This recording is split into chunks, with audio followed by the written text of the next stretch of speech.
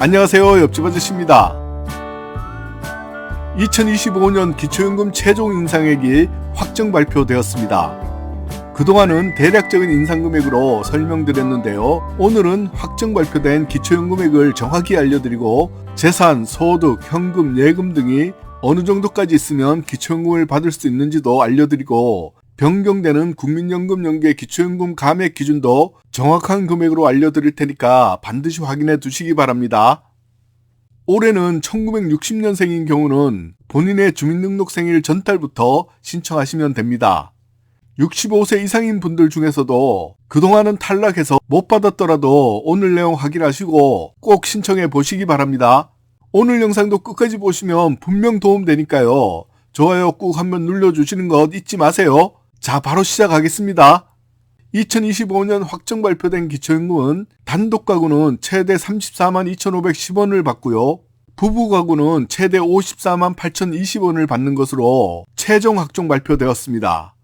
이 금액은 2025년 1월 25일 지급분부터 적용됩니다.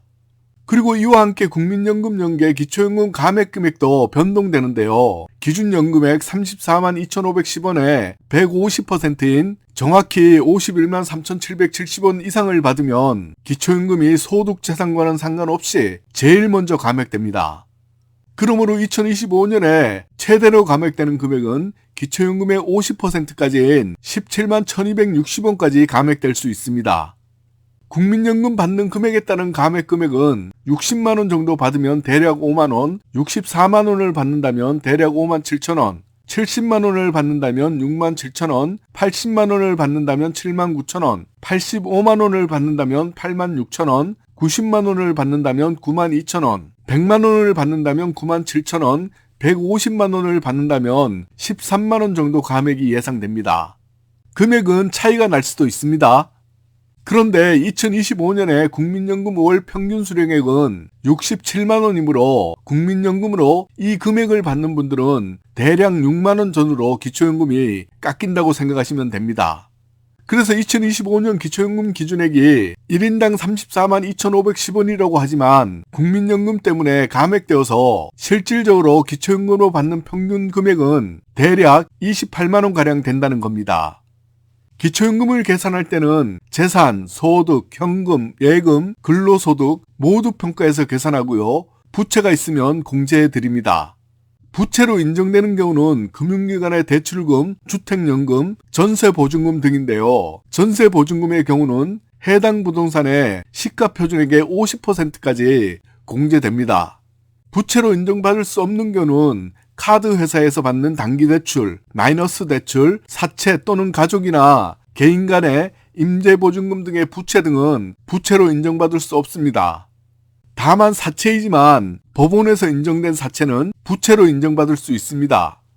기초연금 계산 시에는 자녀에게 준 증여재산은 모두 부모의 재산으로 포함되어서 자연소비분으로 매월 차감해 드립니다.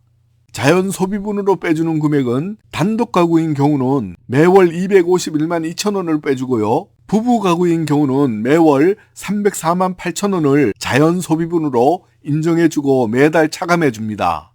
만약 1,000만원을 자녀에게 증여했다면 단독 가구는 4개월 정도 소요되고요. 부부 가구는 3개월 정도 지나면 없어집니다. 금액이 커지면 이 기간이 점점 더 길어지겠지요. 지금부터는 재산, 소득, 근로소득, 현금, 예금 등이 얼마까지 있을 때 내가 기초연금을 받을 수 있는지 알아보겠습니다. 예를 들어 볼게요. 내가 부동산으로 시가 7억 원짜리를 소유하고 있고 소득으로 국민연금 80만원, 근로소득인 월급을 매월 150만원 받고요. 현금으로 은행에 1억 원을 가지고 있는 경우 기초연금을 받을 수 있는지 확인해 보겠습니다. 먼저 부동산은 시가 표준액으로 적용하므로 시가의 60% 정도로 계산됩니다. 그리고 부동산은 도시별 기본공제액이 있습니다. 대도시인 경우는 1억 3,500만원, 중소도시는 8,500만원, 농어촌은 7,250만원을 우선 공제해 드립니다. 이 정도 재산은 하나도 없는 것으로 생각해 줍니다. 근로소득이 있어서 매월 급여를 받는다면 2025년에는 111만 2천원을 먼저 공제한 후에 나머지 금액에서 30%를 추가로 공제해 드립니다. 소득 인정액 계산을 할 때는 세전 근로소득으로 계산됩니다. 그러므로 근로소득은 굉장히 유리하고요. 111만 2천원까지는 월급을 받더라도 기초연금에는 전혀 영향을 미치지 않고요. 부부 맞벌이인 경우도 각각 따로 공제해드립니다. 국민연금은 공제 없이 받는 금액 100%를 적용하므로 기초연금에는 무조건 불리합니다.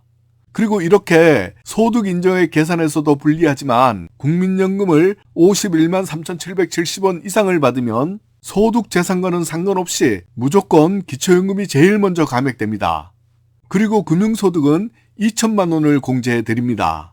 이런 내용 먼저 확인해 두시고 기초연금 선정 기준액은 단독 가구는 228만 원 이하이고요. 부부 가구는 368만 8천 원 이하입니다. 2025년에는 이 선정 기준액 이하이면 일단은 기초연금 받는 대상자입니다. 이것을 바탕으로 계산을 해보자면 먼저 부동산 시가 7억 원은 시가 표준액 계산과 대도시 기본공제를 한다면 2억 8,500만 원 나누기 12개월 곱하기 4% 하면 소득 인정액은 95만 원입니다. 다음으로 소득으로 국민연금을 80만 원 받으면 이유 불문 먼저 기초연금 대상자라면 7만 9천 원 정도가 깎이고 시작합니다. 그리고 소득 인정액 계산에서는 80만 원 그대로 100% 계산됩니다. 월 급여 150만 원은 먼저 111만 2천 원을 공제해 드리므로 38만 8천 원이고요. 여기에다가 30%를 추가 공제해 주므로 11만 6,400원을 빼주면 소득 인정액은 27만 1,600원이 됩니다. 금융소득인 은행 예금은 1억 원이 있으므로 이자로 3% 정도 계산해서 연 300만 원을 받는다면 300만 원 나누기 12개월 하면 25만 원인데요. 월 4만 원 공제를 받아서 이자 소득은 21만 원이 소득 인정액이 됩니다. 금융소득 1억 원은 2천만 원을 공제해 주므로 8천만 원이 되고요. 8천만 원 나누기 12개월 곱하기 4% 하면 26만 7천 원이 됩니다. 금융소득은 이자 소득이 포함되고 현금소득도 포함되므로 기초연금에는 국민연금처럼 불리합니다. 그러므로 최종적으로 재산, 소득, 현금, 근로소득 등의 소득 인정액을 모두 합산해주면 249만 8,600원이 이분의 최종 소득 인정액이 됩니다. 그러므로 이분의 소득 인정액은 기초연금 선정 기준액 단독 가구는 228만 원보다 많고요. 부부 가구는 368만 8천 원보다는 적습니다.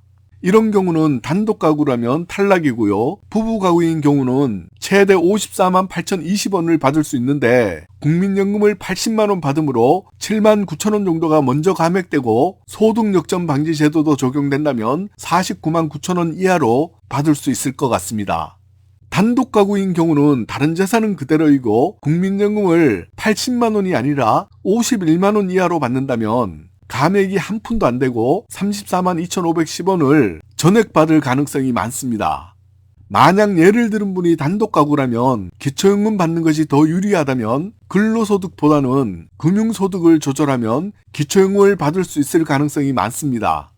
그런데 기초연금 안 받는 것이 유리하다면 소득 인정액은 매년 인상되므로 내년에 다시 신청을 하면 기초연금을 받을 가능성이 아주 높습니다. 기초연금을 신청했는데 이것처럼 탈락되었다면 수급희망 이력관리자를 신청해 놓으시면 선정기준액 상향 등으로 기초연금 수급이 가능할 것으로 판단되는 경우 5년간 재신청을 하라는 안내를 해줍니다. 그러나 이 안내를 받더라도 반드시 본인이 신청은 꼭 하셔야 합니다.